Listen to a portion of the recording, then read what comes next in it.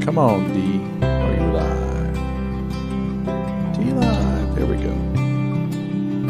Come on, D.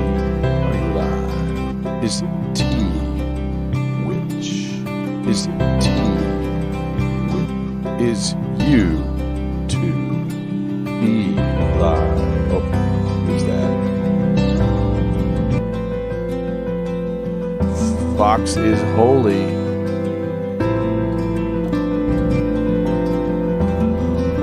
Fox is holy. You is Tubi. Is Facebooky. Oops. Shouldn't be using those hotkeys. Oh. There I went and did it.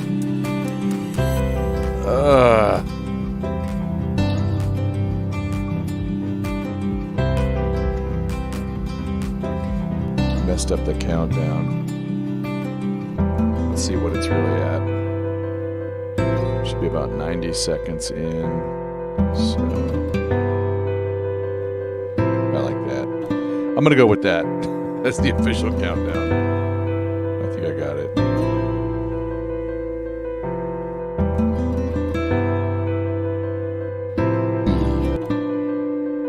Alright, and Twitter.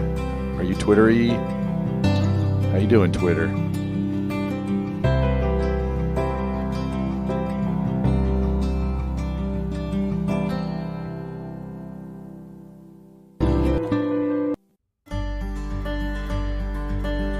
And last but not least, Rumble.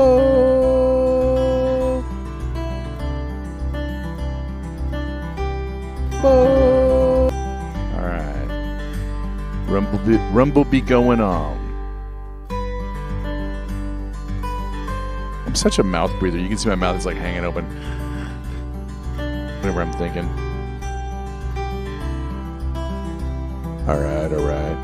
Now, ladies, Black Yoda's in the house. Oh, Black Yoda.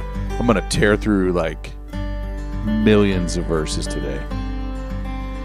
We're not technically started. Give us, 2 more minutes, then the reading begins. All right. 7 streams at once. 3 of them are thanks to Commander Sloan's recommendations over the years. Well, over the 1 year.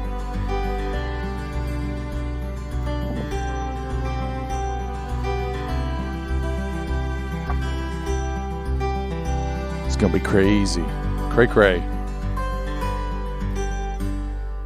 It's literally going to be crazy.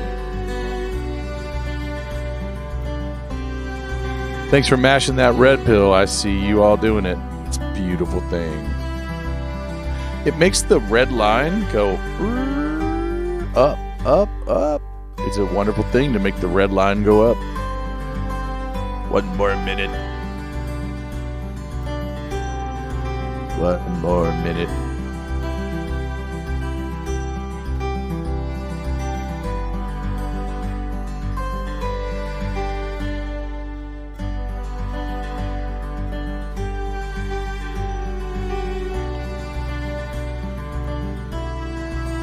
It's going to be a good one tonight. Next week is going to be the beginning of the crazy story. We're going to get all the way up. We're going to finish up everything tonight before the sacrifice of Isaac, which starts next week. Who knows how long? I don't know if that'll be a couple weeks or 1 week or what.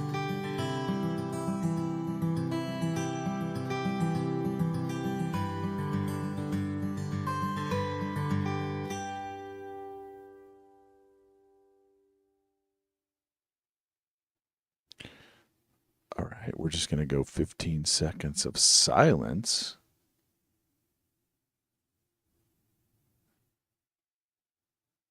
Nine. Rev in the house. Test. 6, 5, 4, 3, 2. Welcome to the 9dNation.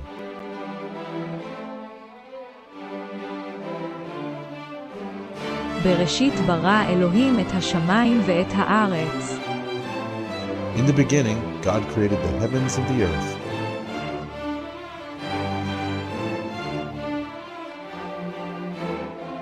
Thousands of years later, it was Wednesday at 11 p.m. Central. Get your passport ready and be prepared to declare to the customs agents any edible plants or miscellaneous worldviews. You're now crossing into the nation with no denomination.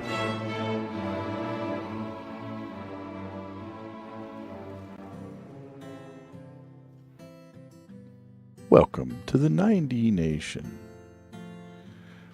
This is season 2. Kind of a meaningless thing, but carry it along. Episode 51. I lost my notes for episode 49, but we have the recording. Just a side note. That little intro video, I wanted to make sure that this particular intro video could go on any channel, like that's super strict on copyright. So it's a video I took in like an aquarium in Galveston. It was an outdoor-indoor aquarium, and it was raining. And so I just like moved the camera above and below. And I was like thinking of Genesis chapter 1, and I'm like, that kind of fits. So that's where that comes from, in case anyone was wondering. What is this Wednesday night G-Ross show? It is a Bible reading for about 40 minutes, followed by panel commentary with co-panelist, co-host Black Yoda, who's already in the house. And so I'm going to get started because like Black Yoda and our frequent guests, P. Thaggy and Duppy, have been haranguing, I guess it's the right word, that I got to crank through some of this content, right? So we're going to finish chapter 1 tonight. Chapter 21 tonight. I have not been drinking today. That's the nap. That's the 2-hour nap I took. Oh, dog. Hold on a second.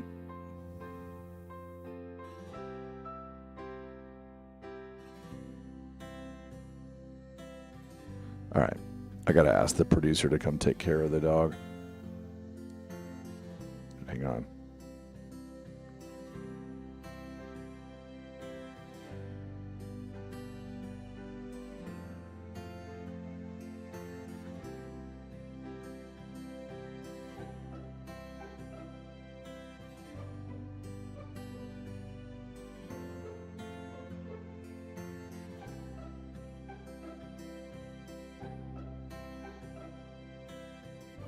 Hey, dogs. I love them. I love them dearly. I go out of my way to have one dog.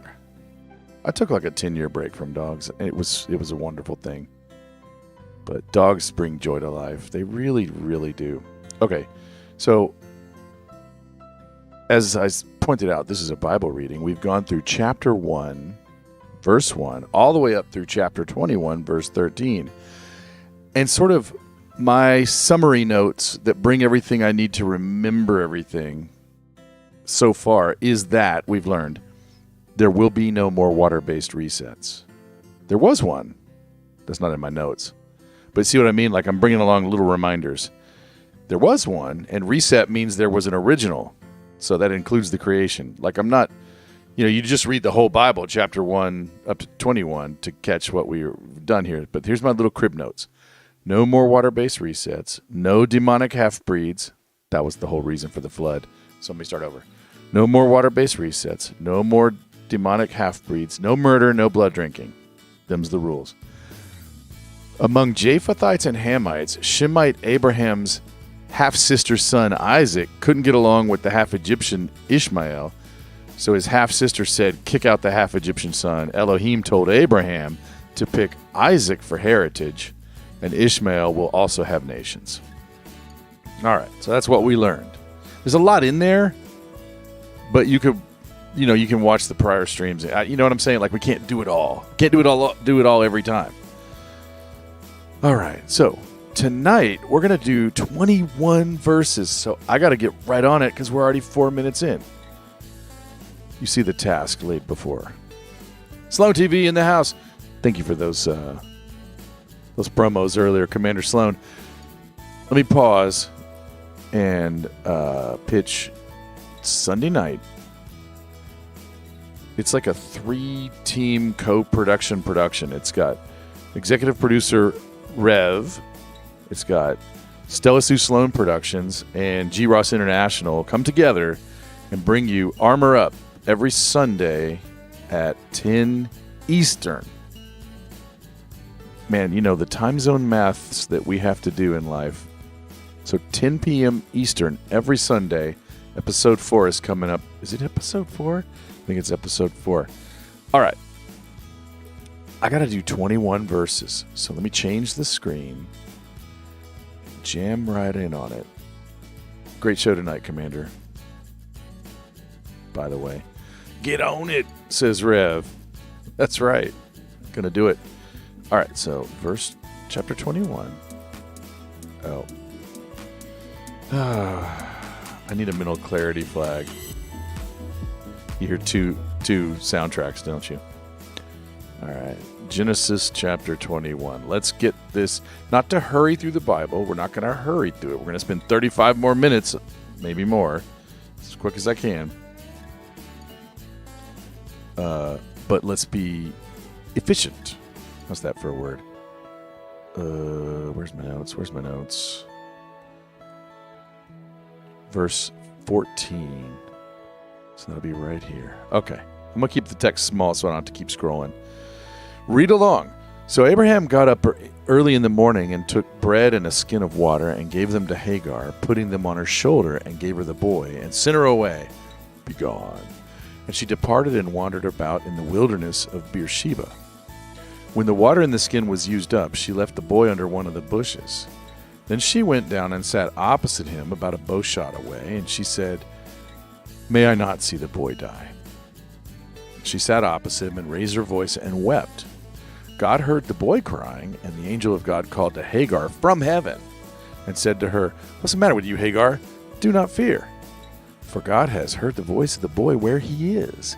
Get up, lift up the boy, hold him by the hand, for I will make a great nation of him." Then God opened her eyes, and she saw a well of water, and she went and filled the skin of water and gave the boy a drink. And God was with the boy, and he grew, and he lived in the wilderness and became an archer. He lived in the wilderness of Paran, and his mother took a wife for him from the land of Egypt. That's not trivial. Now it came about at that time that Abimelech and Phicol, the commander of his army, spoke to Abraham, saying, "God is with you in all that you do. So now swear to me here by God that you will not deal falsely with me, or with my offspring, or with my descendants, but according to the kindness that I've shown you, you shall show to me, and excuse me, and to the land in which you've resided." So emotional. Abraham said, "I swear it." But Abraham complained to Abimelech because of the well of water which the servants of Abimelech had seized. And Abimelech said, "I do not know who has done this thing. You didn't tell me, nor did I hear of it until today." He's like, What? Who knew? So Abraham took sheep and oxen and gave them to Abimelech, and the two of them made a covenant. But Abraham set 7 ewe lambs of the flock by themselves. Then Abimelech said to Abraham, "What do these 7 ewe lambs mean, which you've set by themselves?" He said, "You shall take these 7 ewe lambs from my hand." I can't help it. It's spelled E-W-E. Who says that anymore? I don't know. I would just go, I guess ears. Anyway, "You shall take these 7 ewe lambs from my hand, so that it may be a witness for me that I dug this well." Therefore he called that place Beersheba, because there the two of them took an oath. So he gives them 1,000 silver pieces to say, "Tell everyone I didn't do your wife." And he's like, "All right, well, you take these 7 ewe lambs and tell everyone I dug this well." Sorry, I'm getting commentary ahead of myself. So they made a covenant at Beersheba, and Abimelech and Phicol, the commander of his army, got up and returned to the land of the Philistines. Abraham planted a tamarisk tree at Beersheba. I want to open a bar called Beersheba, right? And there he called on the name of the Lord, the everlasting God. And Abraham resided in the land of the Philistines for many days. Now, let me read all of that in what you might call Hebrew, or at least the G-Ross approximation of Hebrew. So let's open up the cheating stick, little Hebrew phonetic spelling reader thinger. We're going from 14. All right, 14 through 17, then I'll scroll down. This is going to take a minute or two, so let me catch up on the chat. Rachel. Whoa, always in Texas. That's genius because Jacob marries Rachel, a little lamb. Little girl lamb. Ew. Sorry, I kept calling I'm essentially insulting all ews. Ew. Ew. How does Rachel mean ew? That's great. That's awesome. That's a good name. Wasn't Rachel Jacob's first love? And then they tricked him into marrying Leah, so he had to wait a year or 7 years or a million years. Anyway. All right.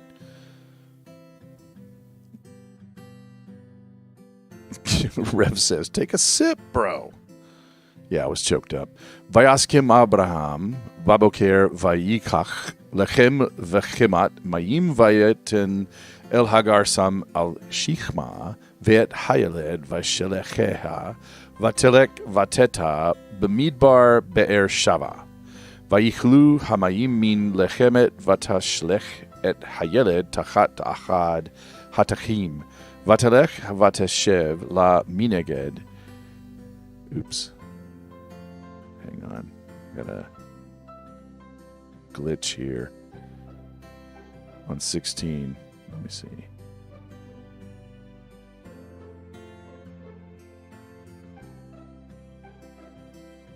And we'll put that there. Okay.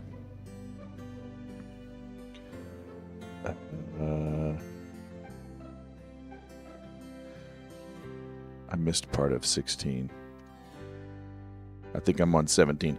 Vayisma Elohim et kol Hana'ar, Vayikra Malach Elohim el Hagar, min Hashemayim, Vayomer la Hagar el Tirei ki Shama Elohim el kol Hana'ar be'asher Husham. Okay. Now, so I think I missed part of 16, but let's just go straight through because we're going to read it in English a lot anyway. Do verse 18 through 20, and then I'll scroll down. Kumisayi et Hana'ar vehachasiki et yerek voki lego gadol asemenu. Vayipka Elohim et eneha vatere be'er mayim vatalech vatemele et hachemet, say that 3 times fast, mayim vatashk et Hana'ar. Vehi Elohim et Hana'ar vayigdal vayasev bamidbar vehi rove kashat. Verse 21. We'll go 21 through 25, then scroll down. Vayasev bemidbar paran vatika lo imo isha me'eres mitzrayim vehi ba'et hahiu vayomer avimelech upikol sar tseva'u el Avraham lemor Elohim imecha bekol asher ata oseh ve'ata hishavea li Elohim hena im tishkor lu ulenini ulenichdi kachesed asher seti imecha ta'asa emedi ve'em haaretz asher gartaba vayomer Avraham anochi ishavea vehochia Avraham et Avimelech al odot be'er hamayim asher gazele avde Avimelech. Okay. Now let's do verse 26 through 29. Then I'll scroll down. Vayomer Avimelech lo yedarte mi asa et hadavar haze vegam ata lo hegagte li vegam anochi lo shemati bilti hayom. Vayika Avraham son uvakar vayatin le Avimelech vayachiretu shenechem berit. Vayatstev Avraham et Sheva kivsot hatson levadehen. Vayomer Avimelech el Avraham mahena Sheva kevasot ha'ela asher hitzavta levadana. This stuff is hard to read, man. All right, 30 through 34, and then we'll be ready to break it down. Vayomer ki et Sheva kevasot tika mayadi bayuvur teyi li leada ki chafarti et have'er hazot Alken kara lamakon yahu ba'ar shava ki sham nishbeu shenehem vayichretu varet biver shava vayakam avimelech upikol sar sebao vayashuvu el eres pelishtim vayita eshel biver shava vayikra nice biver, right? Shayikra sham beshem ahaya el olam vayagar avraham be'erez pelishtim yamim rabim. Okay, now verse 14. We're basically doing two little story scenes here tonight. All right, let me check. Aaron Tyler. After Elvis Aaron Presley in Tyler, Texas. Boom. Yeah, Jacob lit off his camel when he just saw her and he's like, whoa. And his servant had picked her. So his servant really knew his tastes, right? Like, he's like, nailed it. Guy probably got a raise, right? You got to figure. All right. Oh, 3 people watching on Rumble. Love the Rumblers. Are you guys called Rumblers? Are we called Rumblers now that we rumble? I guess Holers hang out in Fox. You know. Anyway. All right. Got some wood to chop. So let's chop some wood. Verse 14. So what's going on here is one new word we got to look at. Chemeth. That's a water skin. There's only 5 usages in the Old Testament, and it's always like some kind of liquid container. It's got a word connotation similar to chauma, which got 133 usages in the Old Testament. That's like a wall. So it's a water skin. Pretty straightforward. So in this verse 14, Abraham got up early, took bread and a full water canteen thing and gave it to Hagar for her shoulder, and with her kids sent her out, and she left and wandered in the wilderness of Beersheba. So God told Abraham to go with Sarah's desire to boot Ishmael off the farm. Next verse. Got 20 more to go. Got to crank through these things because I got only 20 more. Oh, man, I'm so behind. This may take 45 minutes, honestly. This is going to be our longest one. Okay. We need one new word here, shalak. That's to throw or fling or cast. Usually throw. 125 usages in the Law and Prophets, or the Old Testament. So the water got used up. She threw the boy under a bush like she was abandoned, like he was abandoned, or she was hopeless about it, kind of. So it doesn't really... So they might die, you know. They're looking like they might die. That's what she's concerned with, like realistically concerned with. Verse 16, we need the word. See, this is where I messed up my notes. Vatelek vateshev la mineged harhek. She went and sat a distance. So harhek, that comes from a rachak. That's to be or become far or distant. There's 58 usages in the Old Testament. It essentially means, as they might say where I grew up, a far piece or a fur piece. We wouldn't say a fur piece. We'd say a far piece. A ways away, right? Kim tachave, that comes from taka. That's to hurl or shoot. There's only one use of this word stem that I could find in the Old Testament anywhere. So I went to studylight.org, and they said it's like a plaster spreading word, like a wall coating. So I'm thinking, is it like the spread of like a bullseye area, like an arrow receiving area? I really couldn't tell. So this word, kim tachave, the shot of a bow, I couldn't back that up. This is one of the hardest words I had to find any kind of proof. But she's a far piece away. Always in Texas has got pain therapy in the morning. So yeah, don't be up late, brother. For sure. Keshit ki amera el ere, that's of a bow, shot of a bow. For she said, I can't watch. So this is kind of weird, right? She's abandoning her boy. She's going, I can't watch this. We're going to die separately. Kind of weird, honestly. But let's see where the story goes. Bemot, that comes from maveth, believe it or not. That means death. Now, we've seen the word death, but this is a slightly different it's 155 examples of this, but it does come from the word we've seen, which is muth, which is to die. So this is like the act or the fact of dying. So dying is now becoming a noun, essentially. We've seen this since chapter 2. Hayaled vateshev miniged vatisha et kola. So death of the boy. So she sat opposite him, and out loud she vatevek. That's from the word baka. That's to weep or bewail. There's 116 examples of this in the Old Testament, and it means to weep. So she sat down as far away as a bowspread and said, I can't watch, and wailed. I guess it makes sense. Maybe she didn't want to see the boy to see her wailing, to add to his misery. So Elohim heard the boy's voice. Oh, sorry. I'm skipping a verse. Let's go to 17. So that's it for 16.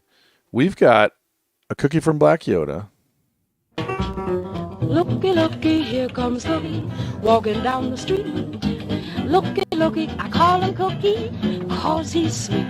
Ooh, looky, looky. And we're going to play the whole thing because we got two cookies. Looky, looky, I call him Cookie, 'cause he takes a care.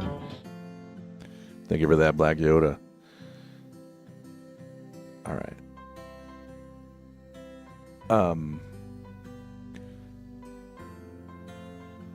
So he and Hagar in the wild began to thirst to death. We can declare that. So there's no new words in verse 17, and basically Elohim heard the boy's voice, and the angel of Elohim called to Hagar from heaven.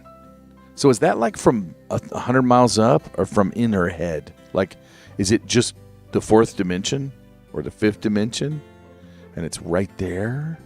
Or is it like, Hagar, Hagar, from way high? So called from heaven and said, what's wrong, Hagar? What's that? Don't fear.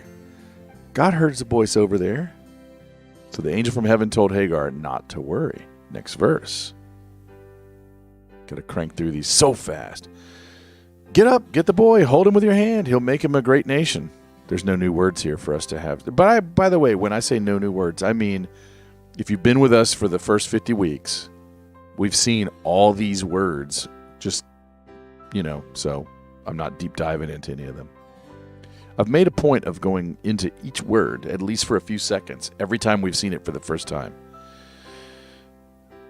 Get up, get the boy, hold him with your hand, I'll make him a great nation. So the angel says, I, but it's really God. So it's a repetition of God. So the messenger says, I will make him a great nation. Verse 19. Got to crank through these things. No new words. Elohim opened her eyes, and she was, she was what? Elohim. She saw.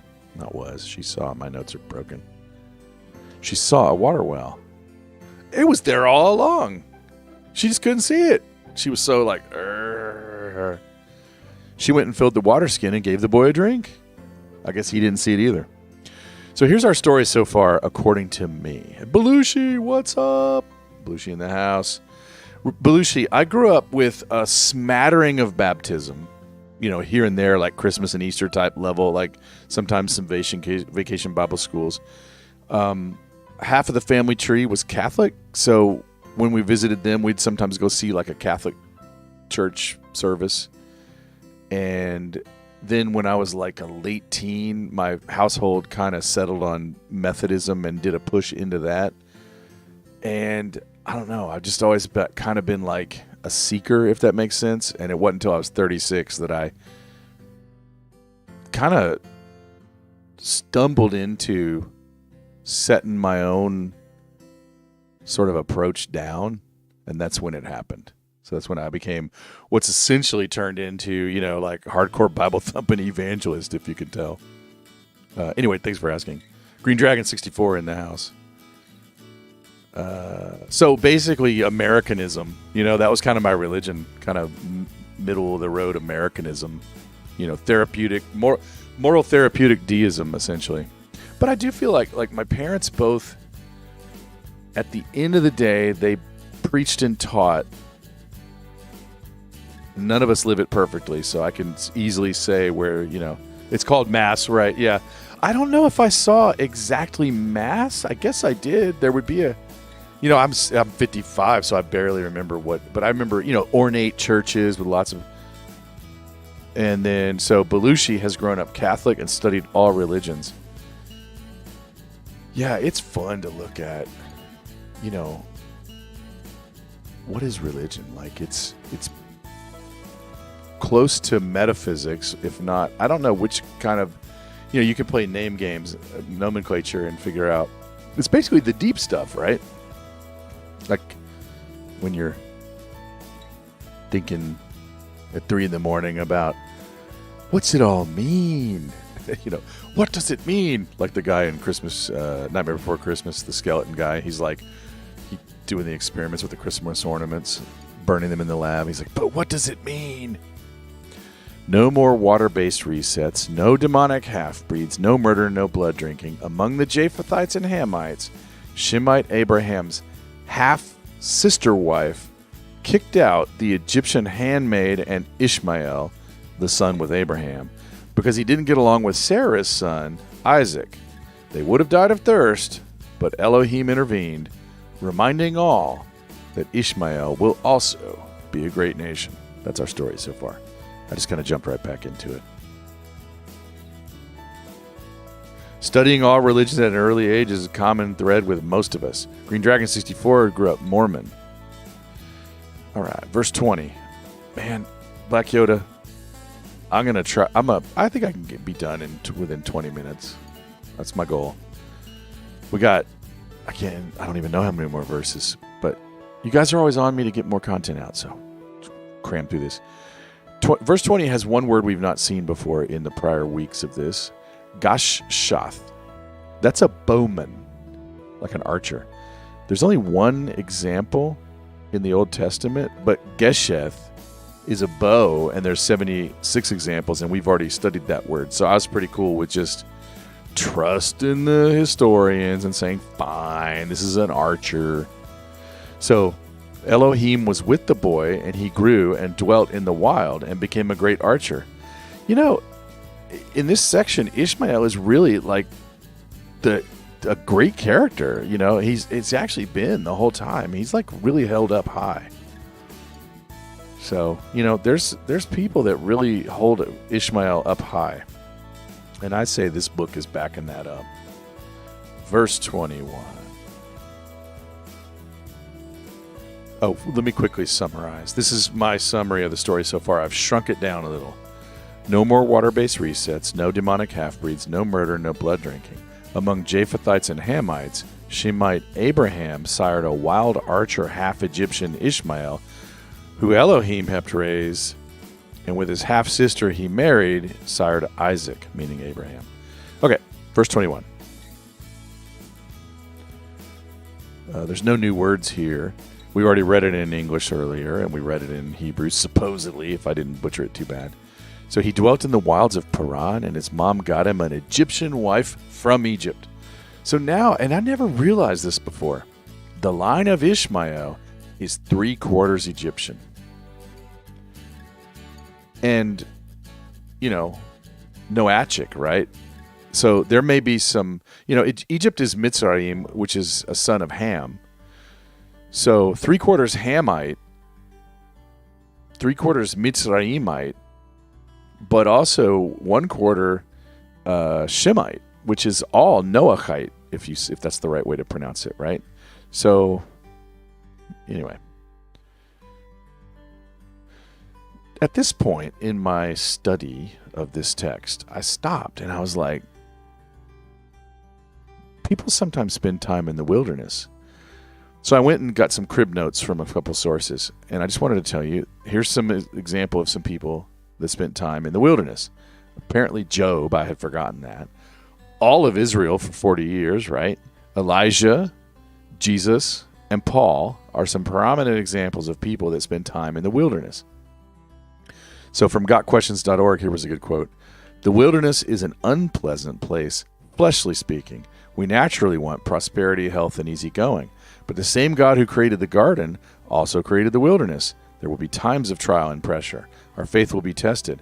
But the God of grace will meet us even in the wilderness. So basically, God's raising Ishmael to be kind of like refined and tough. So just want to put that out because we're about to leave Ishmael. We're about to leave him right now. So Ishmael, we're putting you up on that shelf and we're moving on. Let me catch up with the chat.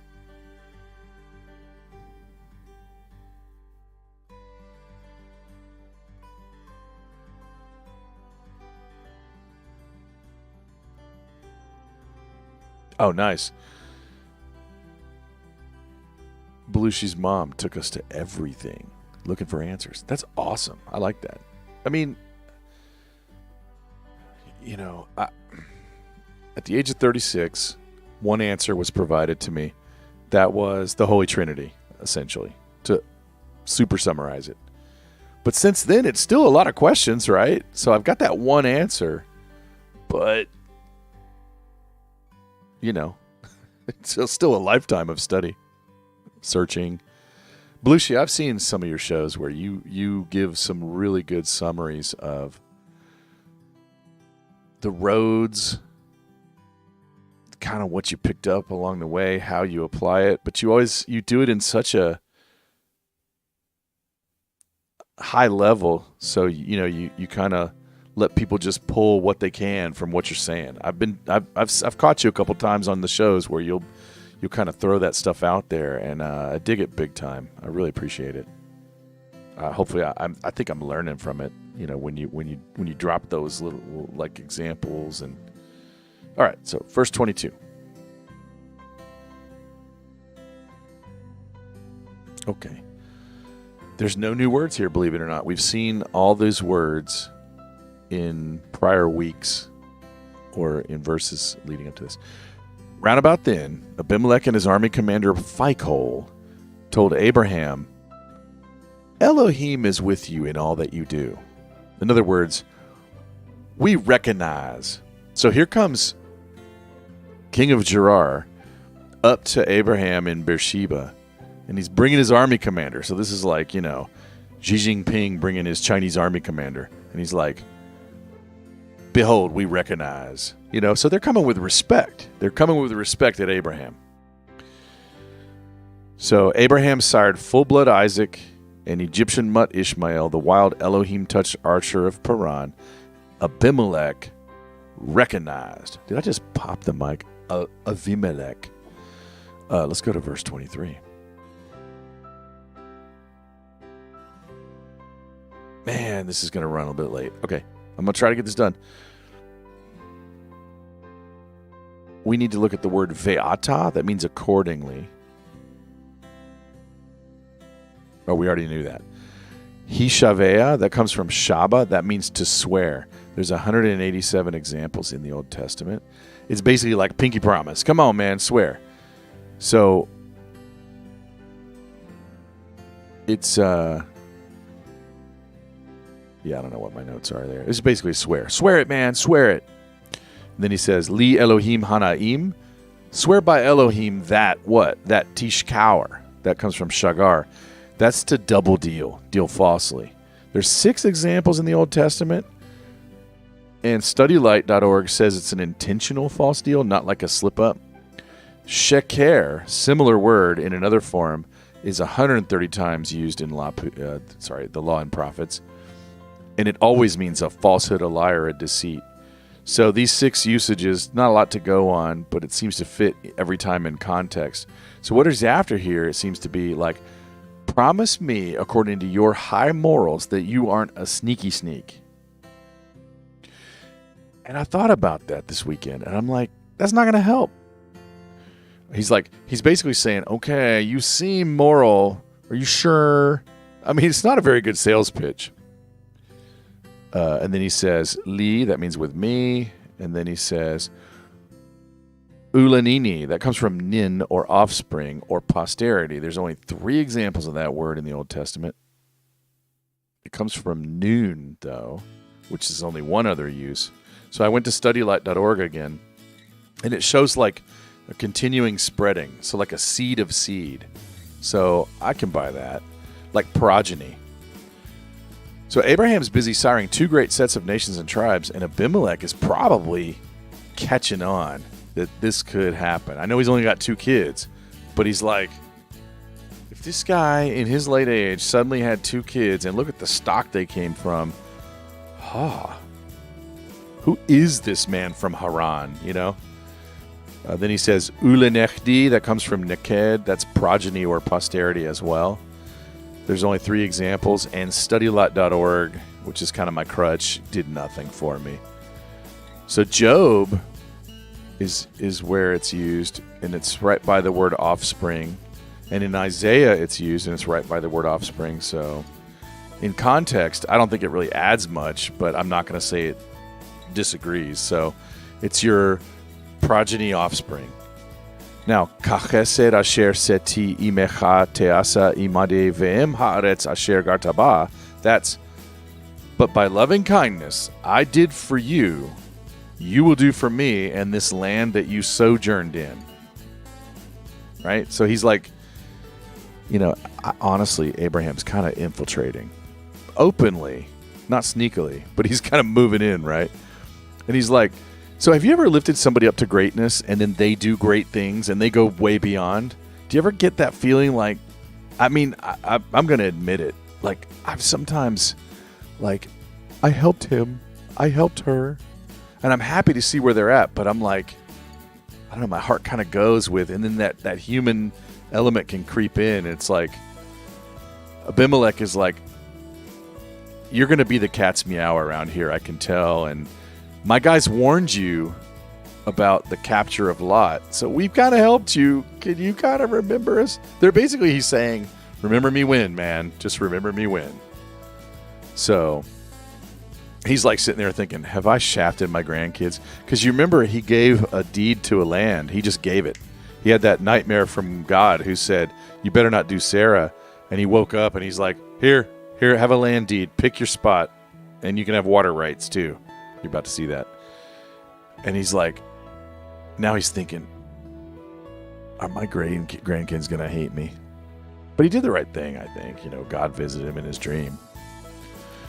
So by your Elohim, promise me that you're not going to shaft me in generations because you know we cool, bruh. Essentially what he's saying.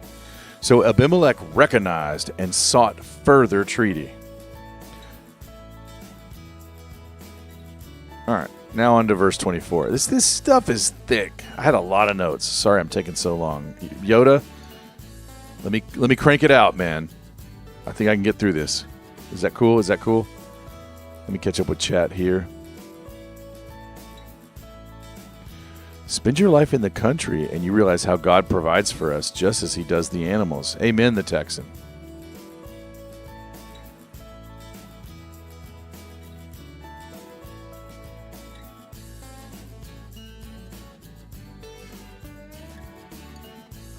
Hey, Miss 320, I'm kind of Reformed Baptist now.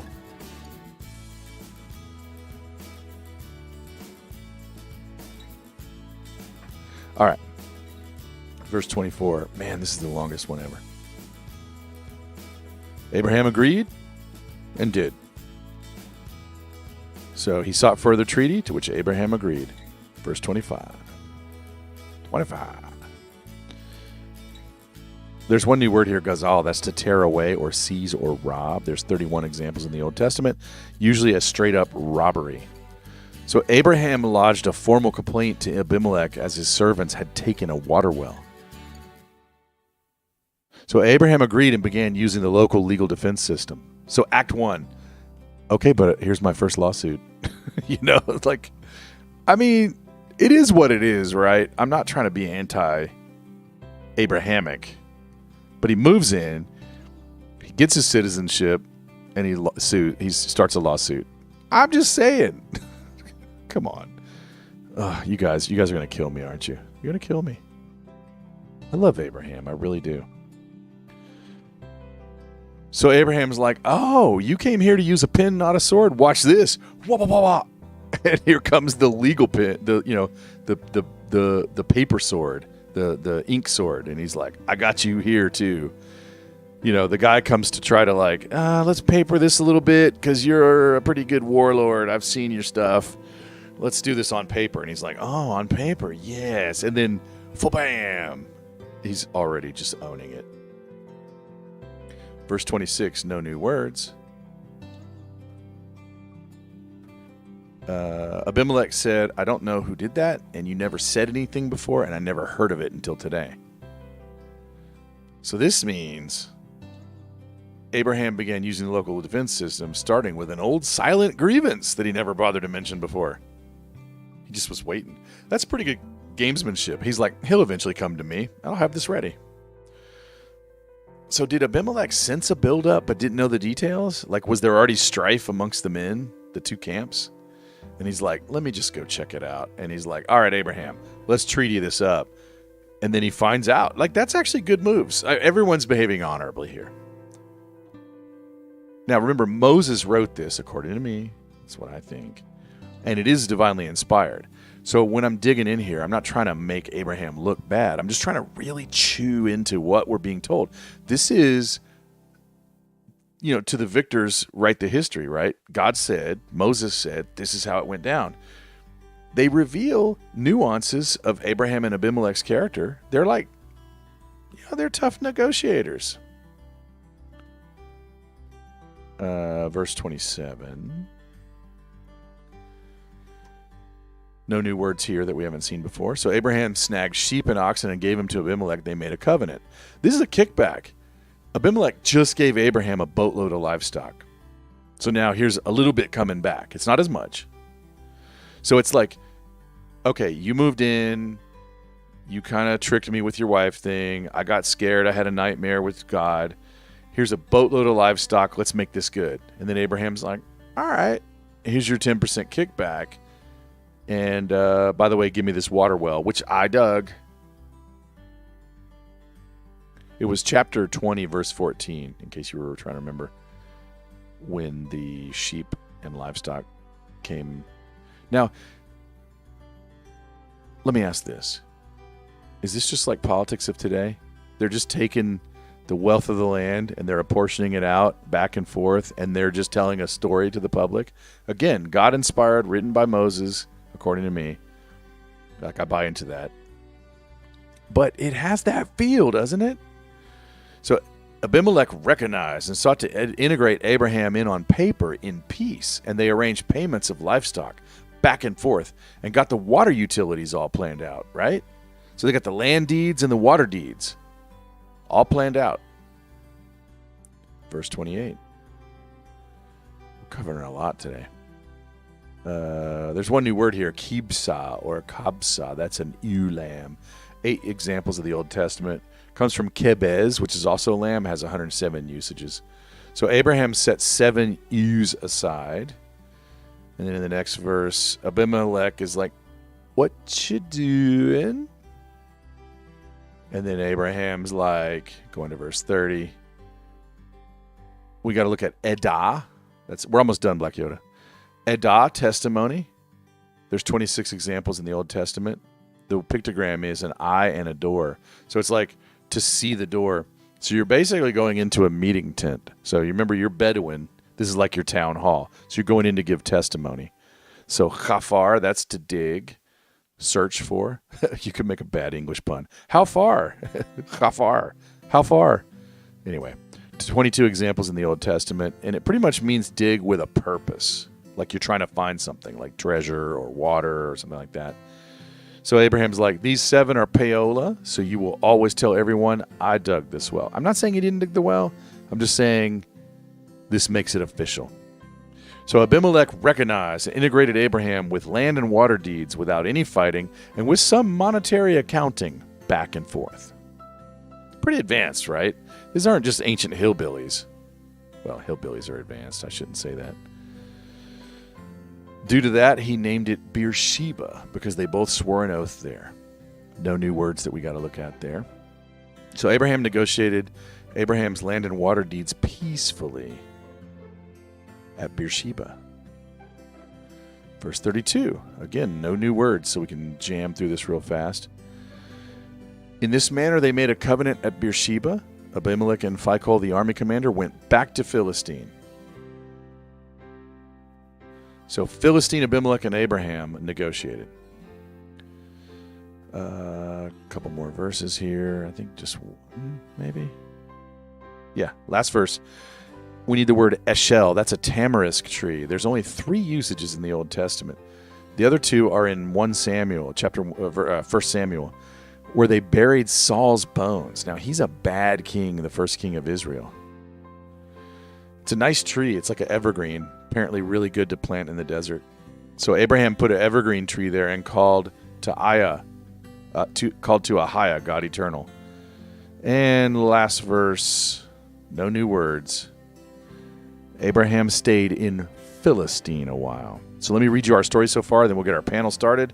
45 minutes. I said I could do it. I did it. No more water-based resets, no demonic half-breeds, no murder, no blood drinking. Among Japhethites and Hamites, Shemite Abraham sired full-blood Isaac, and Egyptian mutt Ishmael, the wild Elohim-touched archer of Paran. Philistine Abimelech and Abraham negotiated Abraham's land and water deeds peacefully at Beersheba. And with that, I will kill the music. I'm sorry that's so abrupt. I will kill the video. I will start the panel. I just got to find the Jitsi link. Make a new one every time. It just seems to work better. All right, 45 minutes. I got it done. You know what I'm saying? I got it done. I feel like I had coffee almost, didn't I? I didn't, but it feels that way to me. All right, here comes. So for the panel, Black Yoda, it's in the chat. All right. More funk. Yeah, Belushi, your funk, your Monday funk. Oh, so good. I sometimes do Sunday night funk lately. Hope that's all right with everyone. I hope I'm not stepping on something. It grew out of some stuff. Miss 320, not a big fan of church. I understand that. Let's see. Skimming the chat. Some people don't like the reggae. Black Yoda, hello. 45 minutes. I got us a lot of content done. How are you, sir? Man, I forgot how to do this shit. It's a bitch. What's up, Yoda? What's up, bro? Not much. You look like me a couple hours ago. I was napping. All right, so, yeah, I'm on the front patio. You're going to have to take the bag on this one because the last couple of nights I haven't been able to sleep. Aw. But today was such an interesting day. Yep. And it flipped back and forth between Title 42, Trump's town hall, which was lit, people. That motherfucker was lit. And I did ask Belushi to participate tonight. So, Belushi, if you got the link, please chime in, bro, because I'm... Belushi and Jitsi don't get along that well. His phone and Jitsi. Really? Yeah, but we can do it. It works for about 10 minutes at a time. I do have a couple of notes that I want to bring up. Just give me a second. Let me, because there's a part in like the earlier half of what you were reading. It's hard for me to get past the names, bro. Like, wait, hold on. Let me sit up and look at the freaking notes. Because a couple of these, I was just like, hold on. Woo-wee. Give me a second, people. Right on. Oh, P. Thaggy and W, if y'all out there, help a brother out. Oh, my God. Shit. All right. So one of the notes I took down was they talk about how Abraham would be the father of many nations. Mm-hmm. And y'all know me, people. I think deep. If you get to a point in your life where you realize, can you see me? Yes. Or am I? All right. If you get to a point in your life where you realize the meat suit that we wear, that's not who you are. The brain, that's not who you are. The pineal gland, the transceiver and receiver, that's where the soul seed is at, people. So if you recognize that the body and the flesh isn't who you are, you can start connecting the dots between race isn't really a thing. So when he talks about the father of nations, I think that's the aspect that they're talking about. Now, I could be wrong. I'm not perfect, people. But that was the feeling that I got. You know what I mean? Just going over that little briefness. Well, hold on. Let me jump in there. This sounds really good. So, you, you said the race is not really a thing. He's the father of nations, and then I got a little lost. Can you teach So that what again? what I mean by that is recognizing that you're in the soul seat in the pineal gland. Yep. Is the difference between the meat suit. The meat suit is what Democrats want you to think. Right. You know what I'm saying? Right. But the father of many nations is what God wants you to recognize when it comes to evolving and understand that the pineal gland is a thing. Right. That's fuck. Even Egyptians talk about this shit, dude. And I'm so comfortable right now. I can follow, dude. I'm in my garage on the front patio. Like, dude, you have no idea how comfortable this love seat is. Oh, that is cool. Oh my god, dude. I could, and my dog is right here with the body heat. Mm-hmm. Nice. So I didn't tell him about it. One thing that's coming to my mind. Oh, sorry. Was Bernie saying something? Don't worry about that. Okay. So much. One thing that was coming to my mind is I sometimes pick up that like the pineal gland seems to have different intensity, not necessarily good or bad. You kind of have to tune around it. Can it be influenced by pigmentation? Like how thick how much you have to worry about crystallization and stuff like that.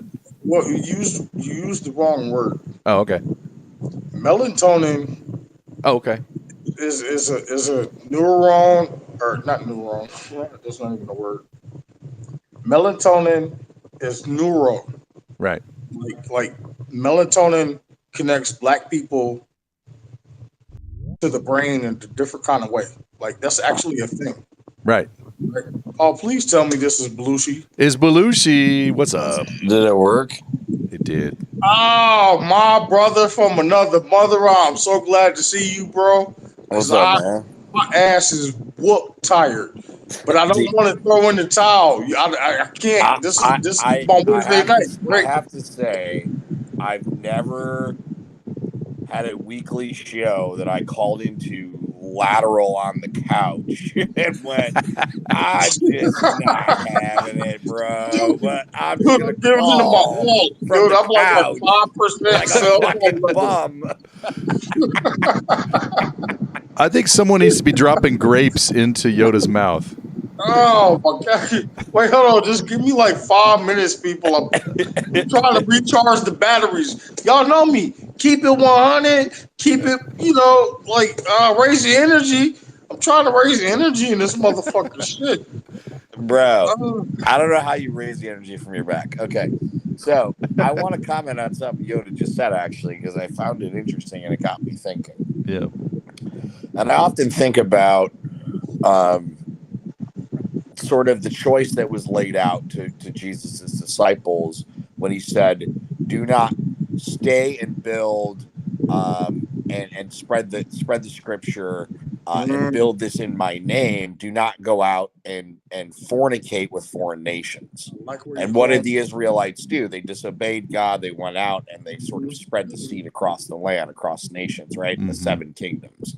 Oh, so when you talk about race, it's almost like, yes, we're all one human race, but God had chosen his people, right? And we were supposed to be the disciples and the direct conduit or proxy from the line of God, right? God's son. This is Jesus where I gotta Christ. stand in on that. Hey, Because- Yoda, real quick, can you point that fan not right at your phone mic? Yeah, and just let me finish my point too, Yoda, before you Oh, sign you off can on hear this. that? Yeah, it's pretty.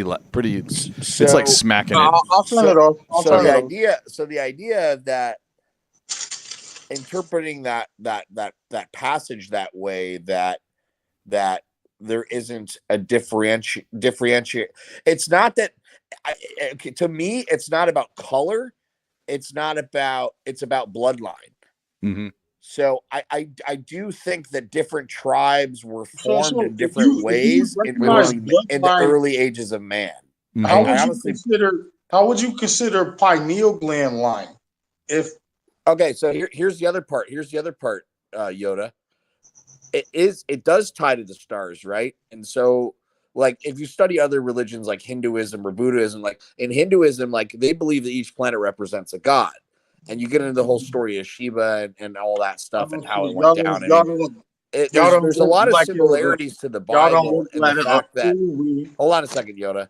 There's a lot of similarities. I'm to the up Bible. now. Shit, y'all done got me curious as shit. Okay, I can't hear you. Hold on a second, Yoda, because I'm on my phone, so I don't have the audio is not great. I can't hear you guys completely. So just let me finish this.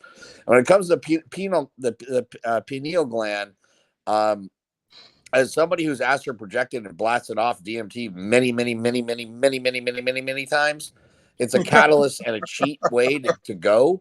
But I know for certain that there is a realm that exists outside of the body, and that you can travel there, 100%. Hands down, no question, right?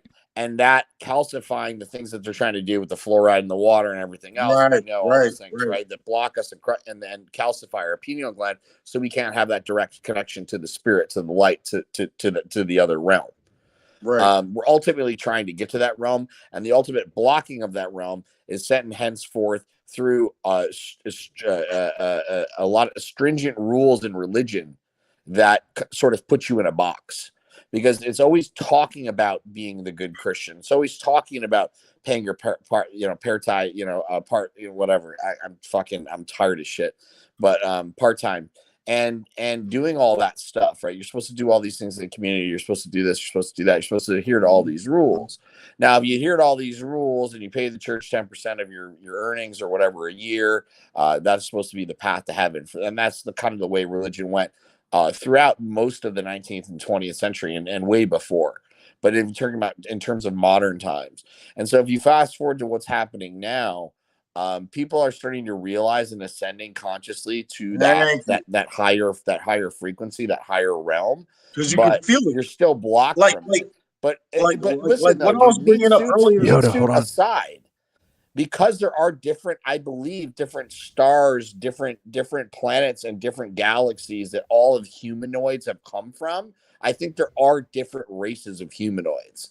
So that would be my only question back to you, Yoda, is if you're interpreting that as thinking that we're all one race, the human race, there are just like there are different versions of chipmunks and different versions of squirrels and different versions of rabbits, right? No. That's not how I mean that. I'm saying there's one version of pineal gland, transceiver, receiver, because you got to go through it and broadcast out of it like a radio. There's different versions of meat suits. I'll agree with that, but there's only one version of pineal gland. And that's how to even work the meat suit in the first place. So when they talk about the father of many nations, I'm starting to become of the opinion that that's what they mean by Abraham, because you get to a point, because keep in mind, Abraham at this point, and there's another verse in front of this. This is like almost the first introduction of, the Jesus story. Next chapter with the sacrifice of Isaac, you mean? Not necessarily the sacrifice, but now that he has Isaac, in his hands, Finish your thought, Belushi. Let me, because I wrote it down. It's right here in front of me. I was just tired, but I just needed like 5 minutes. Hold on. Give me a second. When I say I've been up for 2 days, people, I'm not bullshitting. But today was interesting, and there was just too many things that took place I didn't want to miss out on. Right. Fuck that. And I'm so glad that I see that Trump town hall live, people. Woo! That shit was lit. I'll leave that one at that. Yeah, right. So the brain is the Bible illustrates the flesh. Okay. Belusi, I'm so sorry that Jitsi treats you poorly. Am I in here twice now? Yeah, you're in here twice. How does that work? It I'm going seems to kick to. myself out. Wait, Yeah. can I? I can boot the. There we go. There you go. I just kicked myself out. All Nice. right. Cool. Apparently, Well, I have you know what? admin control. Of Nice. this fucking stupid platform. Do you Zoom? Damn it! I guess that kind of gets around to the same point because we're taught that our God, the Most High, sacrificed his only son. To a degree, Abraham was about to do the same thing. How was that not relative? It is relevant. Right? It's all relevant, Yoda, and you know, and Tex and I were. He sort of brought something about Noah and his sons, and it got me thinking as well. And I think about being the father of 3 sons. There's an early point in their lives with my youngest right now. I'm not quite ready to do it, but where you turn them over to God. You give God back his children because they're only given to you through God. I truly believe that. Yeah. And you have this moment as a parent, and G. Ross, maybe you can identify with this, where you sort of make a concession to God, which is, I know that ultimately God, I can't control what's going to happen, and I can do the best that I can to guide him, but I'm not going to be able to ultimately protect him and control any particular outcome that he's going to face, any challenge he's going to face, a danger he might face in his life. And so God, I turn him over to you. Mm-hmm. That is a powerful thing that happens. Yes. At least it should for most fathers. And if fathers haven't done that out there, they probably should. I mean, probably harder with daughters. Can't imagine if I had a daughter, she'd own my ass. But teach your kids how to bob and weave, people, and teach them how to punch a devil in the fucking throat. We were boxing earlier. I was teaching him how to counter punch. He picked it up so quick. Anyways, but no, I mean, like, that's the thing. You try to get them ready, and then you sort of release them on the world. That's the deal. Mm-hmm. Yeah. And so it's the same idea, right? Like, this idea of sacrifice, because you in yourself are making a sacrifice, and you should not expect that your offspring, your sons in your name, especially your firstborn, isn't going to have to make the same sacrifice. Mm-hmm. Right. Oh, good point. I hadn't even thought about that, but you're right about the firstborn. Oh, wow. I never thought about that. Dude, I'm so glad I asked you to participate with this shit. Oh, man, I missed you, bro. Where you been at? Yeah, I've been around, man. I've been working on the show and kind of navigating, what's going on IRL with a lot of stuff. And my ex, my son's mother is dying. I don't know if she's gonna make it through the week. So I'm trying to help him understand death, and trying to be here so that he has a place to go that's not in all of that, because she's at home in hospice and the whole family is kind of there, and it's very stressful the last couple of weeks. So, from what I remember, your boys stay with her. I know there's some. No. That's my older boys. This is my youngest. He lives with me half the time. My older boys are living in Chicago. My ex-wife, my older boys, she's deceased. What? I get that, but why is the grandmother ill? Huh? The one his grandmother, his mother's mother is dying. She got triple boosted. She had cancer, like breast cancer, like 15 years ago, in remission for like 10 years or whatever, and then all of a sudden got they're all liberal boosted fucking idiots, and it's It literally came back with a vengeance, tumors didn't in her it? brain, and it's taken over her whole body. I mean, she's done. She's done. Wow. Right. I hate to say it like this, but we knew this was going to be a thing. Yep. We knew this a long time ago. That's not the only family member. I have several that took the jab and have like stage 4 fuck you up the ass cancer. Yeah. Like it's not. And I told people before the vaccine even came out. My mother and I were trying to tell everyone, and we literally have real life examples. And we were saying like, oh, there might be some ties to cancer, this, that, and the other. No, it just accelerates everything that's going on in your body and completely fucking nukes your immune system, and you can't find anything. Guess what? Every single one who's running around right now without a screen test that has cancer is fighting cancer. Right. One of your my body is fighting ex-girlfriends shit all day, every day, all the time. Right. One of my ex-girlfriends, her mother fought with cancer back when her and I dated when I was in my early 20s. I told all of them, because we still talk. I still got love for that side, for her family and shit. They would not fucking listen to me. She died like a year and a half ago. The mother. That cancer came back with a fucking vengeance out of nowhere. Yeah. Mm-hmm. Yeah, it's a thing. It's a thing. Yeah. It's interesting through all this, because it got to the point where it got really tense, during the 2020 buildup and stuff. And, my sort of role in the movement and her in the art world and sort of why we were splitting apart. I mean, her whole family, like, her sister does like political campaigns for like she worked on the Hillary campaign and shit. Like her husband is the fucking what do they call whatchamacallit, the fundraisers, the fucking he's a lobbyist for one of the local state Democrat senators here, like state level. Hey. Like very, very, I'm in a very politically charged city. Real quick. So she thought she was making the right decision. And now she's coming back to me, like, not necessarily coming back to me, but like understands all this stuff on a deeper level, even more. Like when the masks first came out, she was like fighting fucking black chicks at FedEx. Like, bitch, you can't tell me to wear a mask and use the copier. And then she's like fighting managers at FedEx and shit. And like putting Trump 2020 on Facebook. And then like the art community like fucking lambasted her.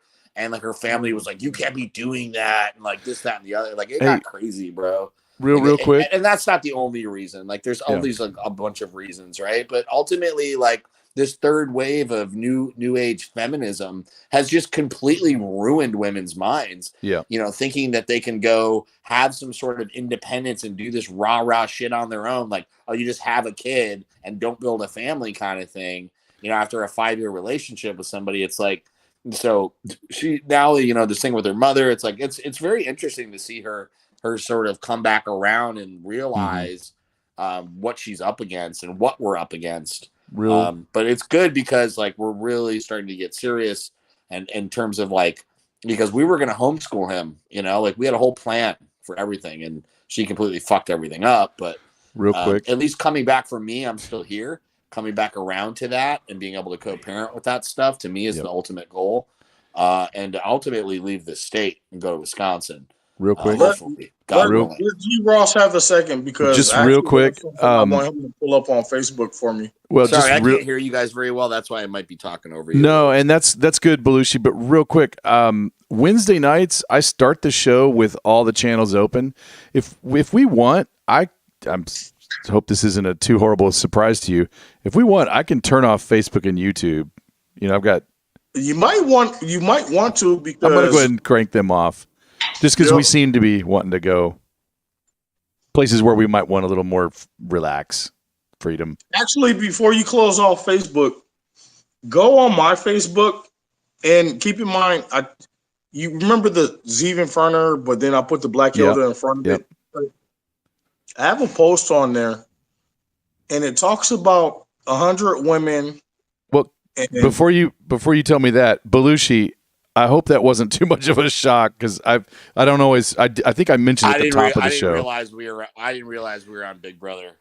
No, and it doesn't bother me, but I should have courtesy told I'll you. say whatever the fuck I want. It's up to you, bro. Yeah. No, and I just kind of I should have told you before you jumped in. I forgot. Wednesday nights we go pretty wide. I forgot to tell you. Sorry. No, you're good, Belushi. You didn't do anything No, wrong. but as a courtesy, Belushi, are you cool? I didn't mean to not tell you that. Anyway, sorry. He still might be having a hard time hearing it. Yeah. But if you don't mind, No, 'cause I heard you, bro. We're good. Okay. I want you to go on my Facebook and look for the thing. I think it's blue with like white writing or something like that. Yeah. And it talks about if 100 women and 10 men were stranded on like a deserted island. And I'm not gonna ruin the rest because I want you to read that off. This is kind of pertinent to like what we're talking about. Because I'm getting so sick of how simple it is to look through the devil and people don't see it or not even the devil, fucking Lucifer himself. So it's put 100 women and 10 men on a deserted island. In 100 years, you'll have a community of men, women, boys, and girls. Put 100 trans women and 10 men on a deserted island. In 100 years, you'll find the skeletons of 110 men. It is science. Where the trans comes from? The point of the end of what he just said. So I'm going to shut down YouTube and Facebook.